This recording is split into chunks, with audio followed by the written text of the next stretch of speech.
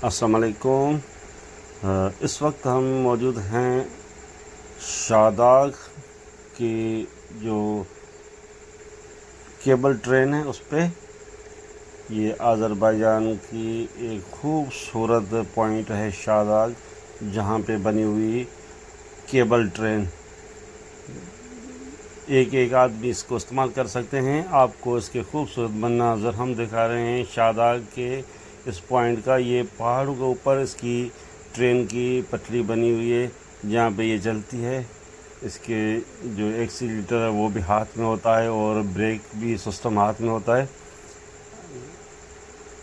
जिस तरह से आप उसको तेज़ चलाओ या स्लो चलाओ, मगर खूबसूरत मंज़र जो पहाड़ों के हैं उसमें सैर करते हुए आप पॉइंट तक पहुंचेंगे। ये खूबसूरत जो मंज़र आप देख रहे हैं ये मंज़र हैं शादाग ट्रेन केबल ट्रेन का। उम्मीद है कि आज का व्लॉग आपको ज़रूर हमारा पसंद आया होगा। और जिस दोस्त ने ये मेरा यूट्यूब चैनल सब्सक्राइबर नहीं किया है तो करें और अगली वीडियो का मुंतज़र रहें।